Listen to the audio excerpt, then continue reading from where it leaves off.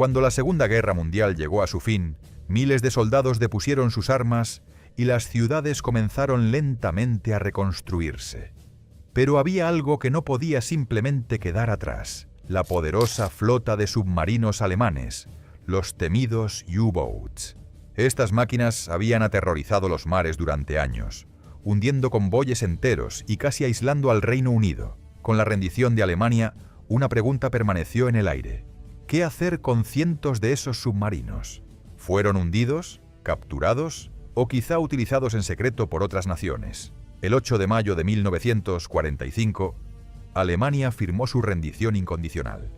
Horas después, el almirante Karl Dönitz, sucesor de Hitler y excomandante de U-Boats, emitió una orden simple pero histórica: todos los U-Boats debían cesar operaciones, emerger y rendirse a la autoridad aliada más cercana. La larga guerra bajo el Atlántico había terminado. A lo largo del Atlántico Norte, en la bahía de Vizcaya y en los fiordos de Noruega, más de 150 U-Boats emergieron, sus tripulaciones exhaustas izando banderas blancas, mientras aviones aliados sobrevolaban. Navegaron hacia puertos como Loch Eriboll, en Escocia, Lisa Halley, en Irlanda del Norte, y Portland, en el sur de Inglaterra, cada llegada marcando el colapso silencioso de la flota de manadas de lobos que antaño había aterrorizado las rutas marítimas aliadas. El proceso de rendición fue estrictamente controlado. Buques de guerra aliados escoltaron los submarinos hasta los puertos, donde equipos de la Marina Real y de la Marina de los Estados Unidos abordaron para apoderarse de códigos, cartas náuticas y armamentos. Ingenieros catalogaron las embarcaciones oxidadas y marcadas por batalla. Muchas de ellas apenas podían navegar después de meses sumergidas. En Loch Eriboll, casi 40 U-Boats anclaron juntos, en un sombrío desfile de derrota. La logística fue inmensa: remolcar y asegurar submarinos de toda la Europa ocupada. Algunos nunca llegaron, habiendo sido hundidos o perdidos por fallas mecánicas antes de alcanzar el puerto.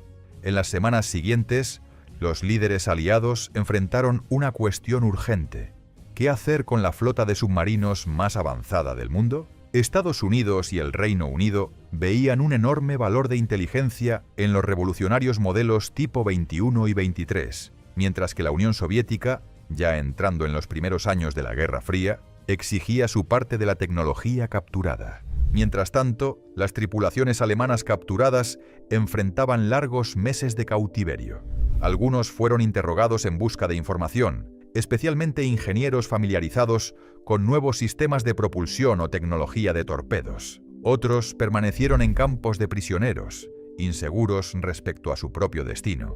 Para finales de 1945, la mayoría había sido repatriada a una Alemania derrotada y dividida. Al final de aquel año, puertos desde Trondheim hasta Portsmouth estaban abarrotados de submarinos capturados. Lo que vendría después, la Operación Deadlight, garantizaría que la mayoría de estas máquinas jamás volviera a navegar. Pequeña pausa. Operación Deadlight y el hundimiento de la flota.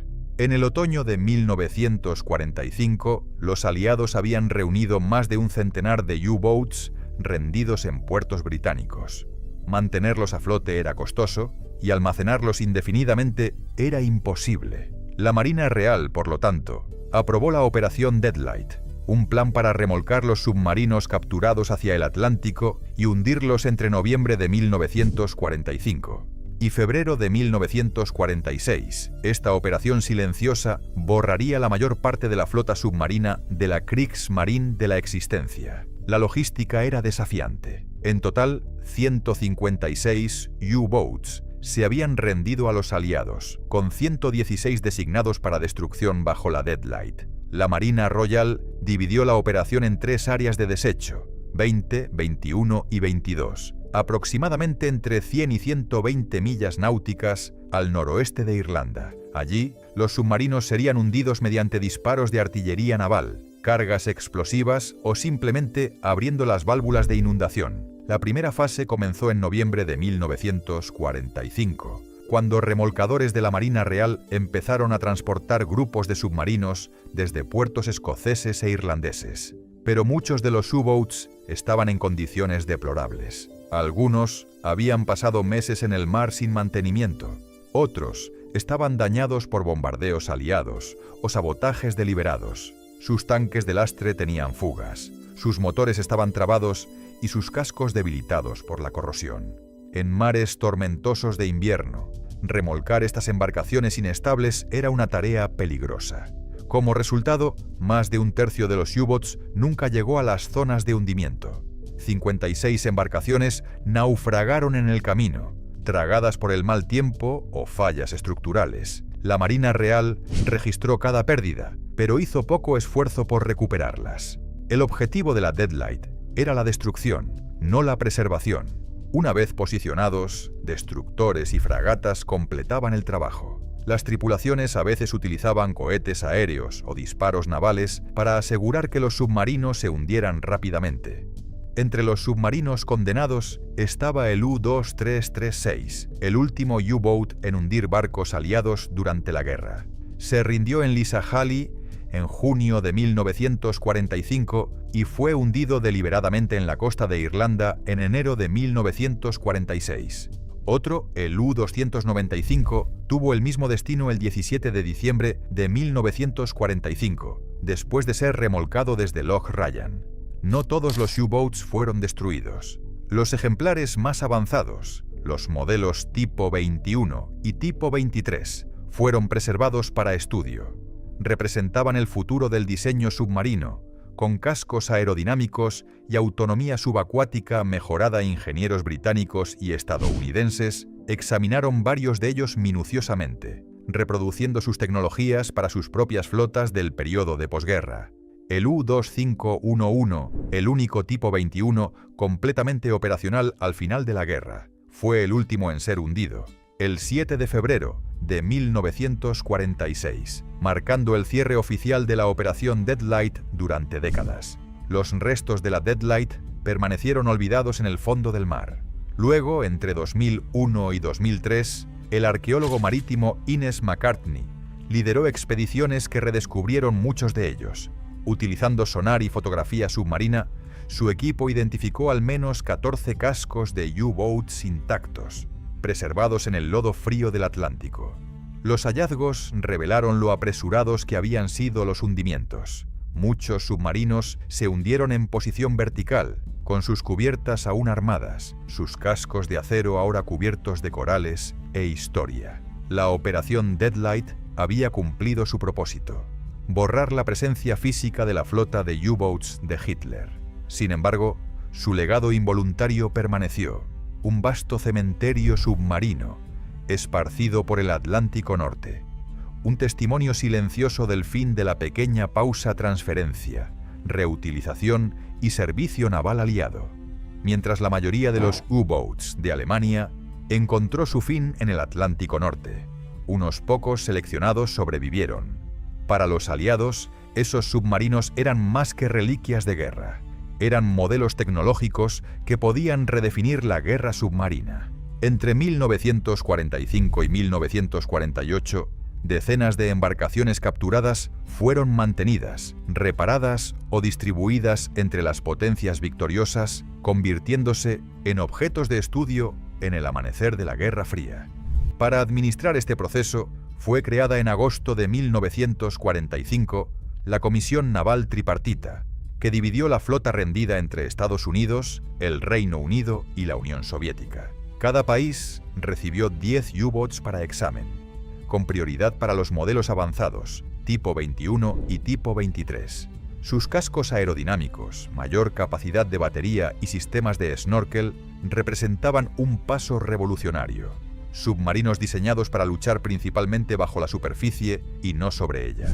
En el Reino Unido, la Marina Real integró varias de estas embarcaciones en programas de prueba. El U-3017, renombrado HMSN-41, pasó por pruebas sumergidas y tests de resistencia antes de ser desmantelado en 1949. Otros, como el U-190, que se rindió frente a Newfoundland, Fueron incorporados al servicio canadiense como plataformas de entrenamiento para prácticas de sonar y torpedos. La Marina Real también utilizó cascos capturados para perfeccionar tácticas de cargas de profundidad, detonando explosivos cerca de acero alemán real en lugar de blancos simulados. Estados Unidos mostró un interés similar. Submarinos capturados fueron estudiados detalladamente en instalaciones navales en Portsmouth y New London. Tripulaciones de la Fuerza Submarina examinaron sistemas de propulsión, tecnología de navegación silenciosa y diseño de periscopios, características que más tarde influirían en las primeras clases de submarinos estadounidenses del posguerra. Un caso particularmente significativo fue el del U-234, un submarino de carga de largo alcance capturado el 14 de mayo de 1945, mientras se dirigía a Japón con una carga secreta que incluía óxido de uranio y componentes de motores a reacción. Ingenieros de la Marina estadounidense estudiaron su construcción y carga antes de hundirlo en pruebas de armamento en 1947. Por toda Europa, otras marinas recibieron su parte. La Unión Soviética adquirió varios de los codiciados submarinos tipo 21 que sirvieron como modelos directos para los posteriores submarinos de la clase Whiskey. Astilleros soviéticos desmontaron los cascos alemanes placa por placa, replicando la arquitectura resistente a la presión y los sistemas de snorkel que otorgaron a la nueva flota un salto tecnológico repentino. Para Occidente, esto fue un desarrollo preocupante. La misma ingeniería alemana que antes cazaba convoyes aliados, ahora alimentaba una carrera armamentista bajo el hielo del Ártico. Naciones menores también se beneficiaron. Francia, reconstruyendo su marina tras años de ocupación, asumió el control de algunos submarinos de los stocks aliados. Uno de ellos, el U-123, sirvió durante varios años bajo una nueva bandera, antes de ser dado de baja. Noruega operó otros para entrenamiento y patrullas costeras, mientras que Dinamarca utilizó tecnología submarina alemana en sus programas de construcción naval del posguerra. Sin embargo, no toda transferencia fue puramente científica.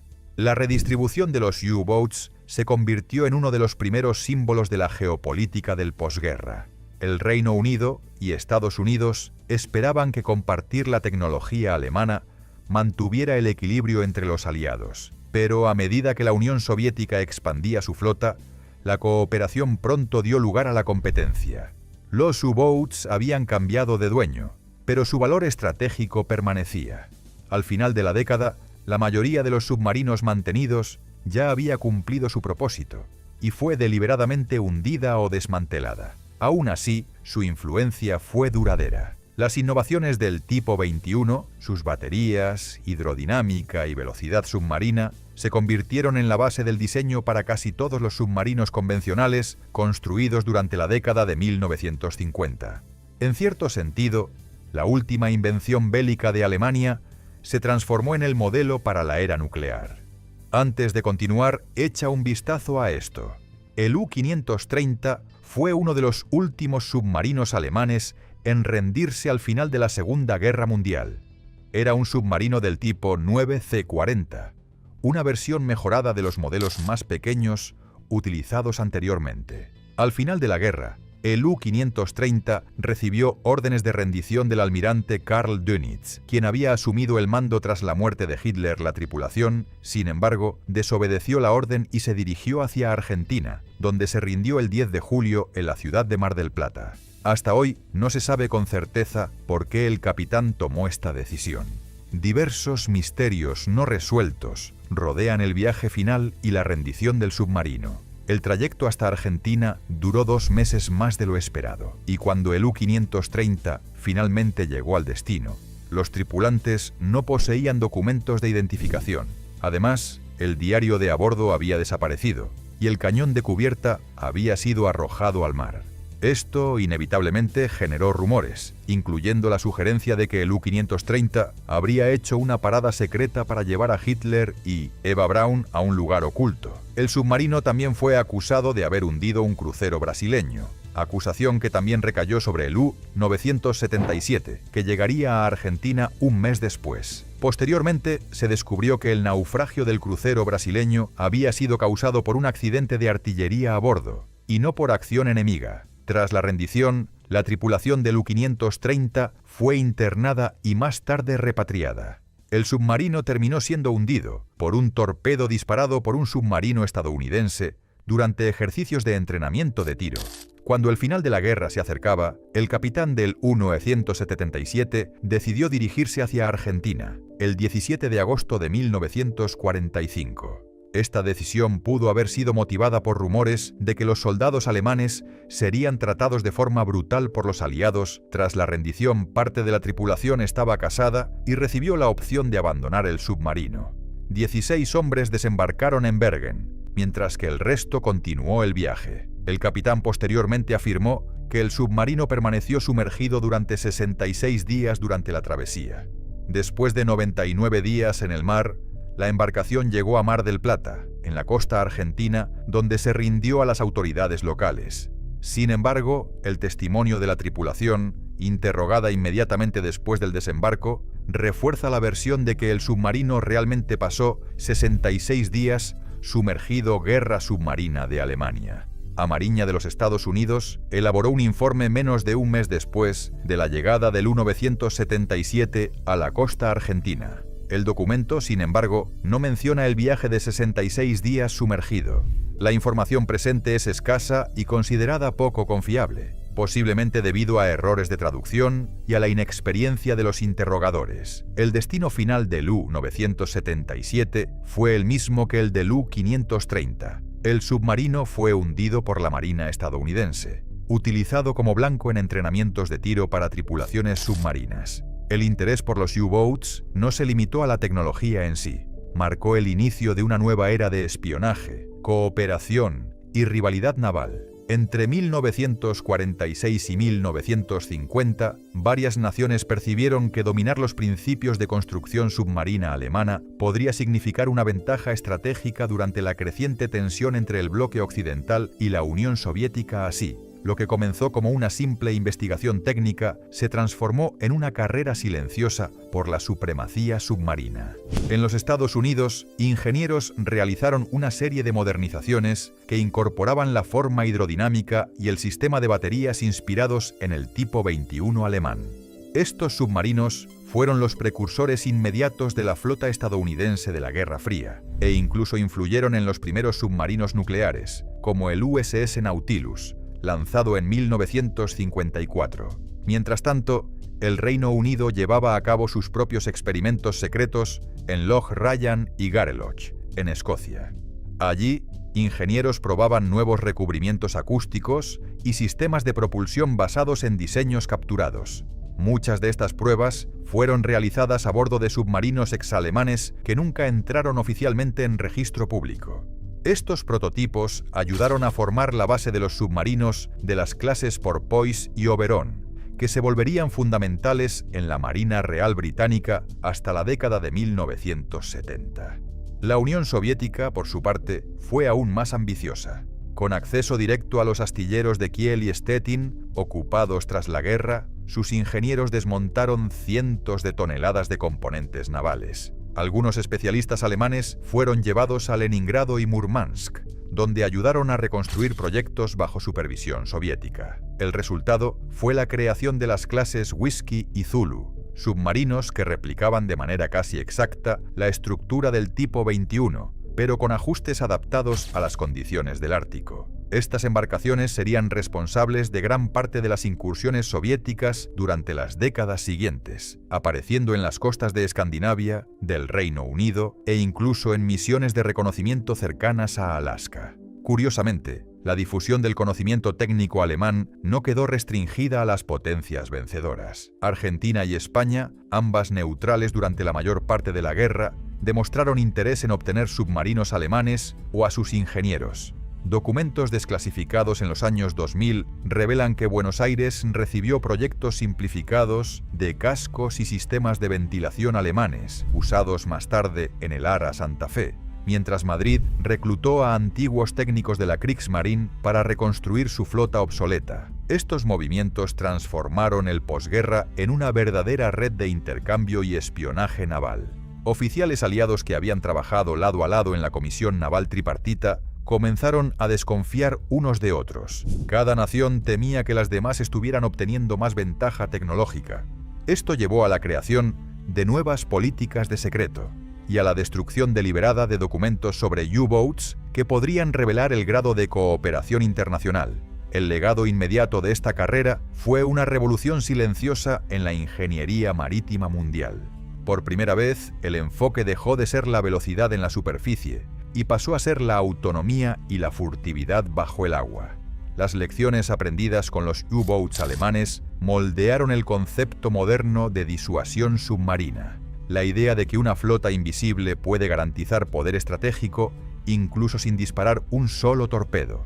En menos de una década, las tecnologías desarrolladas a partir de los restos de la Kriegsmarine habían redefinido el equilibrio global. El acero oxidado de los puertos de 1945 dio origen a la base de la guerra silenciosa que dominaría el siglo XX. Mientras cientos de U-Boats fueron hundidos o desmantelados, unos pocos escaparon de la destrucción y entraron en un nuevo capítulo. Estos sobrevivientes, dispersos por Europa y América del Norte, se transformaron de armas de guerra en artefactos de memoria. Entre los más conocidos está el U-995, un submarino que se rindió en mayo de 1945 en Trondheim, Noruega. Sirvió brevemente en la Marina noruega antes de ser devuelto a Alemania en 1965. Hoy reposa en la Boe, cerca de Kiel, preservado como un barco museo junto al memorial Marine Ehrenmal. Los visitantes que ingresan en su estrecho casco experimentan los espacios opresivos donde 45 hombres vivieron, trabajaron y lucharon durante semanas seguidas. En Francia, varios U-Boats capturados fueron utilizados en la marina del posguerra. El U-123, renombrado Blyson, se convirtió en uno de los pocos en ver servicio regular en tiempos de paz. Cuando fue retirado, fue preservado en Lorient, que había sido una de las principales bases de U-Boats de la Kriegsmarine. Otros sobrevivientes están en circunstancias más inusuales. El U-534, recuperado del estrecho de Kattegat en 1993, está ahora expuesto en Birkenhead, Inglaterra, con su casco cortado en secciones para revelar el interior claustrofóbico. Al otro lado del Atlántico, los Estados Unidos preservaron un submarino emblemático, el U-505, capturado intacto en junio de 1944. Tras servir como premio de inteligencia durante la guerra, fue trasladado al Museo de Ciencia e Industria de Chicago. Allí permanece hasta hoy, meticulosamente restaurado, siendo el primer barco enemigo exhibido en suelo estadounidense. Pero la mayoría de los U-Boats alemanes nunca llegó a museos. Los restos de la operación Deadlight aún cubren el fondo del mar al noroeste de Irlanda, formando uno de los mayores cementerios submarinos del mundo. Durante décadas fueron olvidados, marcados únicamente por coordenadas en los mapas de la Marina Real. El interés público por los U-Boats solo aumentó. Museos en Hamburgo, Kiel y La Boe atraen a miles de visitantes cada año, mientras historiadores continúan estudiando las tácticas y vidas detrás del acero. Para veteranos e investigadores, estos submarinos son más que reliquias. Son recordatorios del costo humano bajo las olas. Más de 30.000 submarinistas alemanes y un número incalculable de marineros aliados nunca regresaron. Las máquinas que alguna vez simbolizaron furtividad y precisión, ahora representan pérdida, innovación y memoria. También tenemos algunas historias de algunos U-Boats específicos súper interesantes que terminaron de una forma muy loca después del fin de la Segunda Guerra. En la noche silenciosa del 13 de octubre de 1939, un submarino alemán deslizaba por las aguas frías del norte de Escocia. El mar estaba calmado y el cielo nublado. Dentro del U-47, el capitán Günther Prien, de apenas 31 años, observaba fijamente por el periscopio. Frente a él estaba el corazón de la flota británica. La base naval de Scapa Flow, considerada impenetrable, era un objetivo simbólico. Desde el inicio de la guerra, Alemania buscaba una victoria propagandística que levantara la moral del país. Y fue precisamente Prien quien recibió la misión imposible: invadir la base y atacar un barco británico en pleno territorio enemigo. Con precisión milimétrica, el U-47 atravesó barreras, campos minados y corrientes traicioneras. Poco después de la medianoche, el submarino emergió silenciosamente dentro de la bahía. Frente a él estaba el HMS Royal Oak, un acorazado veterano de la Primera Guerra Mundial. Prien ordenó lanzar sus torpedos. El primero falló. El segundo alcanzó el objetivo de lleno. Explosiones rasgaron la madrugada y el Royal Oak comenzó a hundirse lentamente. Más de 800 marineros británicos perdieron la vida aquella noche. Mientras los reflectores barrían el mar en busca del enemigo, el U-47 ya escapaba, sumergiéndose en las aguas oscuras rumbo al Atlántico. Cuando regresó a Alemania, Günther Prien fue recibido como un héroe nacional. La prensa lo llamó el Toro de Scapa Flow, y el ataque se convirtió en una de las mayores hazañas de la guerra submarina. Pero el destino del U-47 sería tan misterioso como su fama.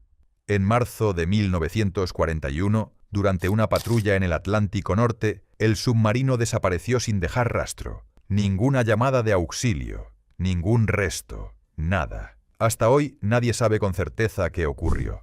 Algunos creen que fue destruido por cargas de profundidad británicas. Otros dicen que se perdió en una explosión accidental. Lo cierto es que el U-47 dejó una marca profunda en la historia naval. Una mezcla de audacia, ingenio y tragedia. Y su comandante, Günther Prien, permanece como uno de los nombres más legendarios y enigmáticos de la guerra submarina, junio de 1944. Mientras el mundo presenciaba el desembarco de los aliados en Normandía, otro enfrentamiento, menor y casi olvidado, tenía lugar en alta mar, cerca de la costa de África Occidental. Allí navegaba el U-505, un submarino alemán de ataque que ya había pasado por decenas de misiones peligrosas en el Atlántico. Su comandante, el capitán Harald Lang, sabía que la guerra estaba volviéndose en contra de Alemania, pero también sabía que cada barco aliado hundido todavía hacía diferencia.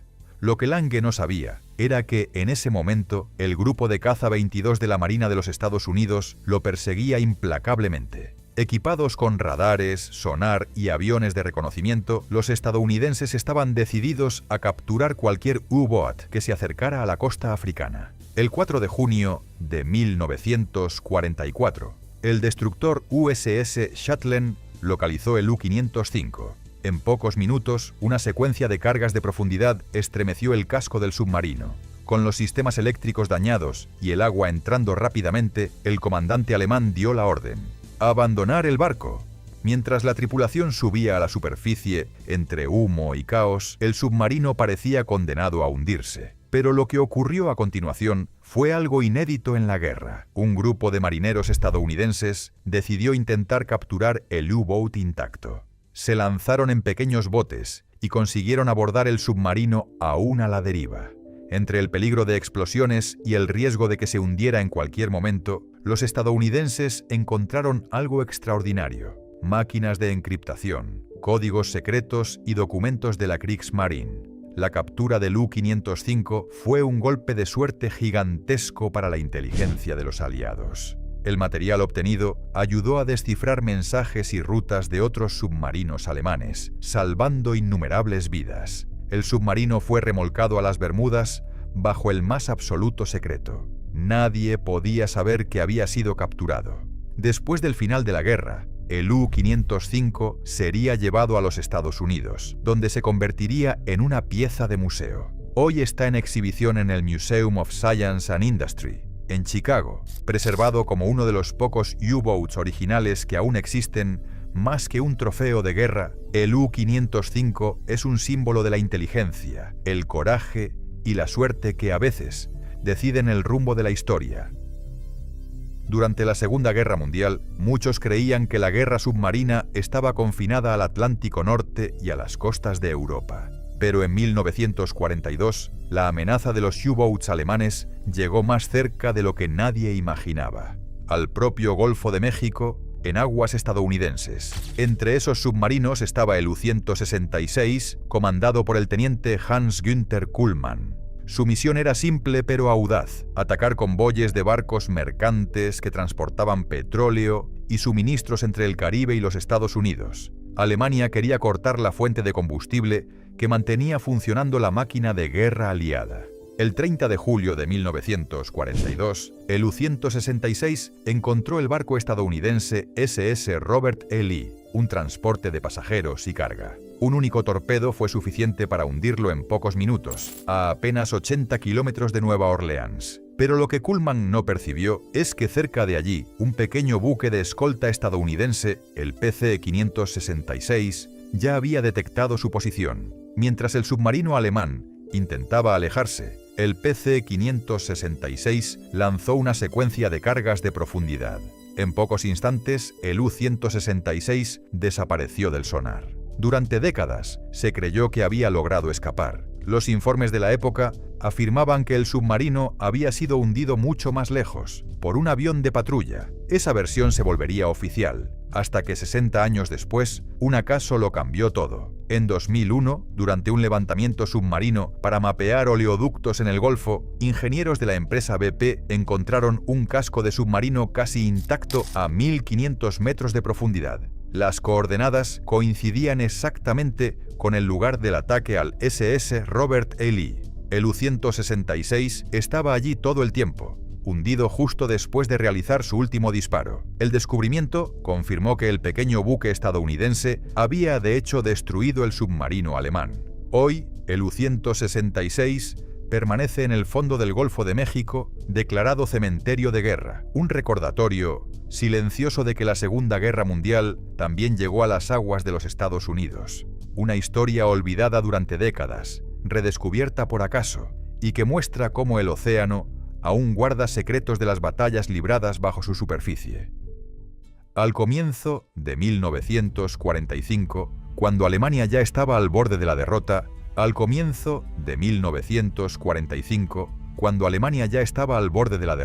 un submarino partía del puerto de Kiel en una misión rodeada de absoluto sigilo.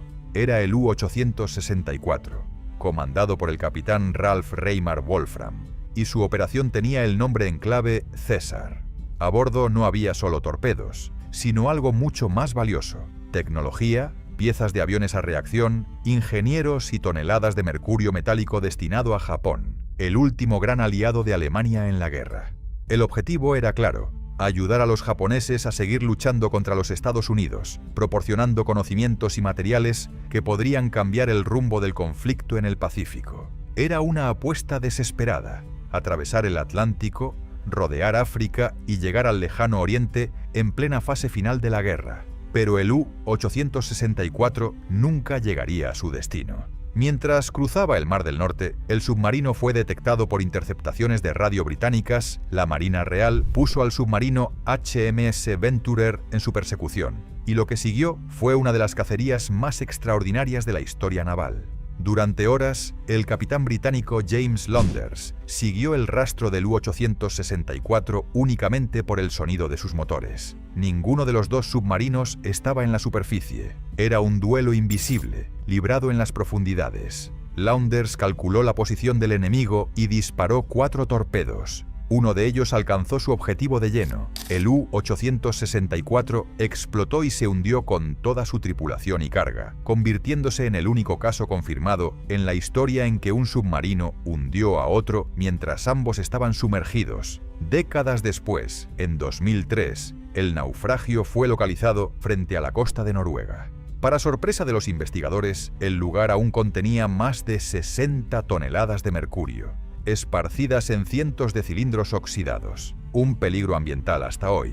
El gobierno noruego debate desde hace años cómo lidiar con el lugar, que sigue sellado bajo capas de arena y concreto para evitar la contaminación. El U-864, que partió en secreto para cambiar el curso de la guerra, terminó convirtiéndose en un fantasma del pasado, recordando al mundo cómo incluso el final de la Segunda Guerra estuvo marcado por operaciones arriesgadas, silencios profundos y destinos trágicos en las profundidades del mar. A comienzos de los años 2000, buzos y arqueólogos navales comenzaron a revisitar los lugares donde cientos de estas embarcaciones reposaban olvidadas. Expediciones realizadas por universidades europeas y equipos privados documentaron decenas de restos aún intactos, revelando cápsulas del tiempo preservadas por el frío del Atlántico. Muchos de estos submarinos permanecen sellados desde 1945, con instrumentos, pertenencias personales e incluso cartas de los tripulantes aún guardadas en los compartimentos oxidados. Estos hallazgos reavivaron el interés científico e histórico. Oceanógrafos e ingenieros estudiaron los efectos de la corrosión en el acero de los U-boats, utilizándolos como referencia para comprender la degradación de estructuras sumergidas a largo plazo. Para los historiadores, cada naufragio se convirtió en una narrativa individual, una ventana al día a día de los hombres que vivieron meses confinados en espacios diminutos, enfrentando silencio, frío y miedo constante. El sonido de los motores diésel y el crujido del casco bajo presión ahora resuenan solo en simulaciones digitales y documentales restaurados. Además de la arqueología, el impacto de los U-boats también se refleja en la cultura popular. Películas, series y videojuegos transformaron estas máquinas de guerra en íconos de misterio y tensión. Obras como Das Boot y recreaciones en realidad virtual permiten que nuevas generaciones experimenten lo que era estar sumergido, a 200 metros de profundidad, aislado del mundo. La fascinación moderna por los U-boats muestra cómo su imagen trascendió la guerra, de armas de destrucción a símbolos de la ingeniosidad humana, de la resistencia y de los peligros de la ambición tecnológica. El mar los engulló hace 80 años, pero de cierta forma nunca desaparecieron. Los U-boats permanecen allí, silenciosos, dormidos, guardando en las sombras del océano el último suspiro de una era en la que el destino del mundo también se decidía en las profundidades.